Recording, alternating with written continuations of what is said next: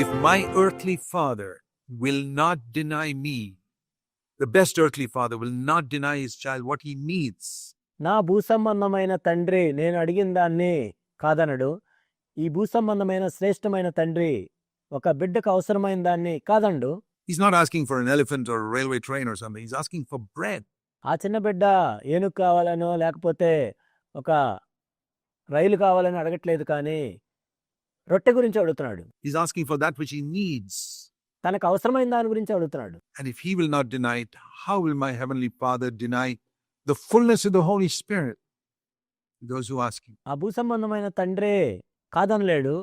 మరి నా పరలోకపు తండ్రి పరిశుద్ధాత్మ ఎంతో అవసరమైంది కాబట్టి తన్ను అడుగు వారందరికీ కూడా ఆయన అనుగ్రహిస్తాడు. So it's persistence and faith. కాబట్టి మాటి మాటికి అడగటము, ఇంకోటి విశ్వాసంతో అడగటం. Thirst, which leads to persistence. దప్పిక అనేది ఆ మాటి మాటికి అడిగేటట్లు చేస్తుంది. And faith. మరియు విశ్వాసం. So if we come to God like that, we may be ordinary people. ఒకవేళ దేవుని దగ్గరికి మీరు ఆ విధంగా వచ్చినట్లయితే మీరు సామాన్యమైన వాళ్ళు అయి ఉండొచ్చు. Let me encourage you. The type of people whom God chose. Here's another example. దేవుడు ఎలాంటి వారిని ఎంచుకున్నాడో చూపించి మిమ్మల్ని నేను ప్రోత్సహిస్తాను. Turn with me to 1 Kings, because sometimes we say, oh, I'm just an ordinary person. మొదటి రాజుల గ్రంథం మనం చూద్దాం. కొన్నిసార్లు నేనంత సామాన్యుణ్ణి అని మీరు అనుకుంటారు. 1 Kings chapter 19. మొదటి రాజులు 19వ అధ్యాయం. God wanted a prophet to replace Elijah, the great man of God. దేవుడు గొప్ప ప్రవక్త అయిన ఏలియా స్థానంలో మరొకరిని ఉంచడానికి దేవుడు చూస్తూ ఉన్నాడు. Where Elijah came from, we don't know. He suddenly appears as a prophet. ఏలియా ఎక్కడి నుంచి వచ్చాడో మనకు తెలియదు. ఆయన అకస్మాత్తుగా ఒక ప్రవక్తలాగా మనకి కనపడ్డాడు. But where his successor came from, we know, Elisha. కానీ ఏలియా తర్వాత వచ్చిన ఎలీషా ఎక్కడి నుంచి వచ్చాడో మనకు తెలుసు. Elijah went, and 1 Kings 19:19. He found Elisha. Elisha was not in a Bible school either. ఏలియా అతడి నుండి పోయిన తర్వాత మొదటి రాజులు 19:19లో ఎలీషాని ఆయన కనుగొన్నాడు. ఎలీషా కూడా బైబిల్ కాలేజీ నుంచి ఏమి రాలేదు. You know, God doesn't go to Bible schools, I tell you. I wish you'd understand that. దేవుడు బైబిల్ స్కూల్కి ఏమి వెళ్ళడు. మీరు అర్థం చేసుకోవాలని నేను చెప్తున్నాను. I never went to a Bible school. I'm thankful for that. నేను ఎప్పుడు బైబిల్ స్కూల్కి వెళ్ళలేదు. దాన్ని బట్టి నేను కృతజ్ఞత కలిగి ఉన్నాను. The men of God who have blessed me the most in my life, from my earliest Christian life, are men who never went to a Bible school. నా ఆరంభ క్రైస్తవ జీవితం నుండి కూడా నన్ను బాగా ఆశీర్వదించబడిన గొప్ప దైవజనులు ఎవరు కూడా వాళ్ళు బైబిల్ స్కూల్కి వెళ్ళలేదు. Elisha, he was plowing. He was an ordinary farmer. ఎలీషాను మనం చూసినట్లయితే ఆయన దుక్కి దున్నుతూ ఉన్నాడు. అతడు ఒక సామాన్యమైన వ్యవసాయదారుడు. And Elijah threw his mantle over him, which everybody understood was signified that you're going to be the next prophet. ఏలియా అతని చేరబోయి తన దుప్పటి అతని మీద వేయగా అప్పుడు అందరికీ అర్థమైంది తర్వాత ప్రవక్త ఎవరో. Elijah immediately understood that. Oh, really? Let me say goodbye to my father and mother and I'll follow you, he says in verse 20. ఎలీషాకు అది వెంటనే అర్థమయ్యి, అవునా అని నేను వెళ్ళి నా తల్లిదండ్రులకి గుడ్ బై చెప్పొస్తానని చెప్పాడు. And he took the pair of oxen and sacrificed some of them and boiled their flesh, verse 20.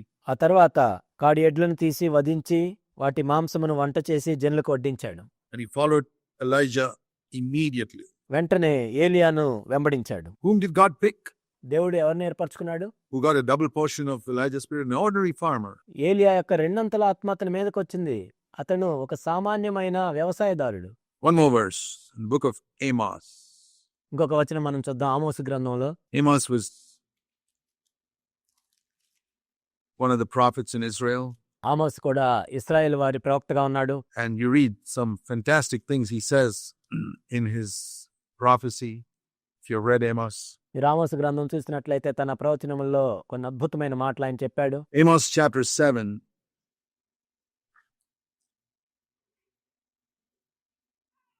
I hope you know your Bibles, where Amos comes. You're going to meet him in heaven. He'll ask you whether you read his book. ఆమోసు గ్రంథం 7వ అధ్యాయం. మీ Bible మీకు తెలుసని నేను అనుకుంటున్నాను. ఆమోసు గ్రంథం బైబిల్లో ఎక్కడొస్తుందో. మీరు పరలోకం వెళ్ళిన తర్వాత ఆమోసు అడుగుతాడు, మీరు ఆయన రాసిన పుస్తకం చదివారా లేదా అని.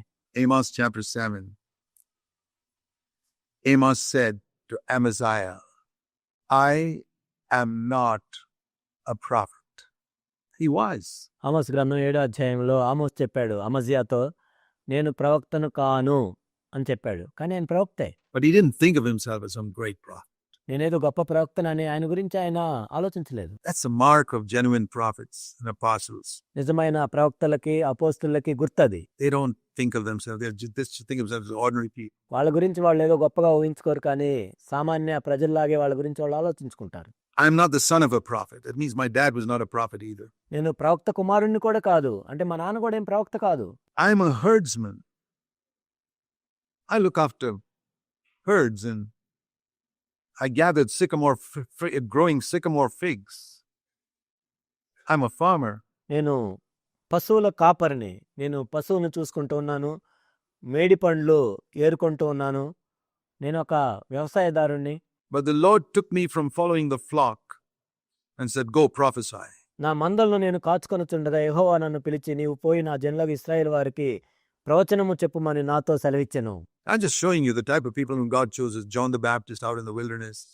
దేవుడు ఎలాంటి వారిని ఎన్నుకుంటాడు అని నేను మీకు చూపిస్తున్నాను. అరణ్యంలో నుండి బాప్తిజమిచ్చి యోహాన్ని ఆయన ఎన్నుకున్నాడు. Peter, James and John, fishermen. పేతురు, యాకోబు, యోహాన్లు చేపలు పట్టుకునేవాళ్ళు. And Elisha was a farmer. Elisha ఒక వ్యవసాయదారుడు. Amos was just gatherer of figs. Suddenly God lays hold of him and says, go and be my prophet. ఆమోసు పశువుల కాపరి అయి మేడి పండ్లు ఏరుకుంటూ ఉన్నాడు. వెంటనే దేవుడు వారిని పట్టుకొని వెళ్ళి నా ప్రజలకు ప్రవచించమని చెప్తూ ఉన్నాడు. You think God could be laying hold of you if you don't have high thoughts about yourself? You say, I'm just an ordinary person. God chooses ordinary people. నీ గురించి నీకు గొప్ప తలంపులు లేకుండా ఉన్నట్లయితే దేవుడు నిన్ను కూడా ఏర్పరచుకుంటాడు. దేవుడు ఎప్పుడు కూడా సామాన్యమైన వాళ్ళనే ఎంచుకుంటాడు to be his servants. తన సేవకులుగా ఉండటానికి. You can seek him if you have a concern.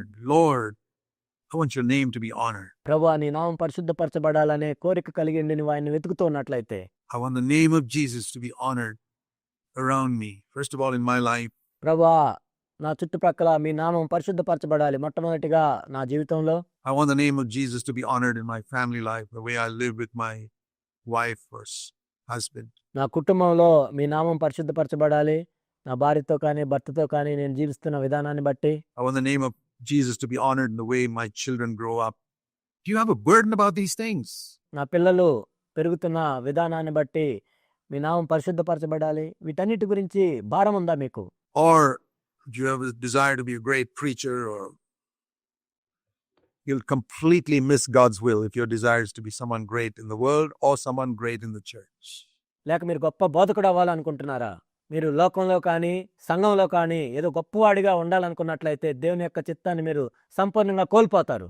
Get rid of it. That may be the thing that's hindering you దానిని తొలగించుకోండి. బహుశా మీకు అదే ఆటంకంగా ఉందేమో. from being filled with the Holy Spirit. పరిశుద్ధాంతో నింపబడకుండా ఉండటానికి అదే ఆటంకంగా ఉందేమో. I remember hearing of a pastor in the church in Boston at the end of the 19th century. 19వ శతాబ్దం చివరిలో బోస్టన్లో ఉన్న ఒక పాస్టర్ గారి గురించి నేను విన్నాను. He was a very famous speaker, but అప్పటికి ఆయన ఎంతో పేరు ప్రఖ్యాతులు గాంచిన ఒక గొప్ప బోధకుడుగా ఉన్నాడు. he heard D.L. Moody and all speak about the baptism of the Holy Spirit, and he felt there was something missing in his ministry, and he began to seek for the baptism of the Holy Spirit. DL moody లాంటి వాళ్ళు పరిశుద్ధాత్మలో బాప్తిజం గురించి చెప్పినప్పుడు ఆయన విన్నాడు. ఆయన కూడా పరిశుద్ధాత్మలో బాప్తిజం పొందాలనుకున్నాడు. He prayed and he surrendered everything, laid everything on the altar as far as he knew, and still nothing happened. ఆయన ప్రార్థన చేస్తూ ఉన్నాడు. సమస్తం బలిపీఠం మీద పెట్టాడు. తనకు తెలిసిందంతా కూడా సమర్పించుకుంటూ ఉన్నాడు. అయినా కానీ ఆయన పొందలేదు. And as he sought the Lord said, why do you want to be baptized in the Holy Spirit? So that you can become a famous preacher? ఆయన ప్రభువుని దీని గురించి అడిగినప్పుడు ప్రభు అడిగిన ప్రశ్న ఏంటంటే, నీకు పరిశుద్ధాత్మలో బాప్తిజం ఎందుకు? నువ్వు ఇంకా పేరు ప్రఖ్యాతులు గాంచిన బోధకుడిగా ఉండాలనుకుంటున్నావా? And he suddenly saw his motive was all wrong. అకస్మాత్తుగా తనలో తాను చూసుకుంది ఏంటంటే, తాను అడిగే ఉద్దేశం అంతా కూడా చెడ్డది. And he said, Lord, I give it up. I place that also on the altar. I don't want to be a great preacher in this church. ప్రభువా, దాన్ని కూడా నేను విడిచిపెడుతున్నాను. అది కూడా బలిపీఠం మీద పెడుతున్నాను. ఈ సంఘంలో ఏదో గొప్పవాడిగా ఉండాలనుకోవట్లేదు నేను. You can take it away. I just want to be filled with the Holy Spirit. Be your child. కావాలంటే మీరు తీసేయండి ప్రభువా, పరిశుద్ధాంతో నింపబడి మీ బిడ్డగానే ఉండాలనుకుంటున్నాను అంతే. And God filled him. దేవుడు ఆయన నింపాడు. And God led him to leave that church. ఆ తర్వాత ఆ సంఘాన్ని విడిచిపెట్టమని దేవుడు నడిపించాడు. And he joined William Booth in England. the Salvation Army. ఇంగ్లాండ్లో సాల్వేషన్ ఆర్మీ సంఘంలో విలియం బూత్ దగ్గరికి వెళ్ళాడు. And William Booth was a wonderful, godly man. He knew how to train people. William booth ఎంతో గొప్ప దైవజనుడు. మనుషులకు ఏ విధంగా తర్ఫీదునివ్వాలో ఆయనకు తెలుసు. This great preacher come from America. America నుంచి గొప్ప బోధకుడు వచ్చాడు. He said, if you come here to be trained to be a servant, ఇక్కడికి సేవకుడిగా ఉండాలని తర్ఫీదు పొందటానికి నువ్వు వచ్చినట్లయితే you got to first go down to the basement and polish everybody's shoes. మొట్టమొదటిగా నువ్వు వెళ్ళి అందరి బూట్లు పాలిష్ చేయాలి. That's your job for the next 6 months.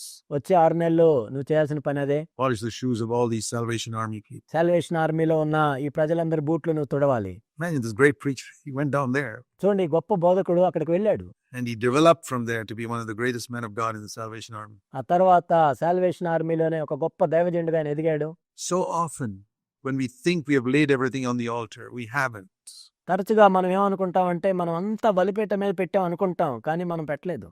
There's something on earth or in the church we're seeking that blocks the pipe. ఈ భూమి మీద కానీ సంఘంలో కానీ దేనికోసం మనం వెతుకుతూ ఉంటాము, అదే పైపులో ప్రవహించకుండా ఆపేస్తుంది. The river doesn't flow. ఆ నది ప్రవహించదు. So let's examine ourselves. Let's bow before God. కాబట్టి మనల్ని మనం పరీక్షించుకుందాం. ప్రభు యొక్క సన్నిధిలో తల్ల వంచుకొని, Heavenly Father, as we bow before you, we want to walk in your light. పరలోకమందున్న మా తండ్రి, మీ సన్నిధిలో మేము తల్ల వంచుకొని మేము ప్రార్థన చేస్తూ ఉన్నాం. ప్రభా, మేము వెలుగులో నడవటానికి సహాయం చేయండి. And let the light of God shine into every nook and corner of our heart. దేవుని యొక్క వెలుగు మా హృదయంలోని ప్రతి మూలన ప్రకాశించడానికి సహాయం చేయండి. We really want to be filled with the Holy Spirit. మేము నిజముగా మీ పరిశుద్ధాంతో నింపబడాలని కోరుకుంటున్నాం తండ్రి. Thank you. In Jesus' name. Amen. నీకు వందనాలు తెలియజేస్తున్నాం. యేసు నామములో ప్రార్థిస్తున్నాం తండ్రి. ఆమేన్.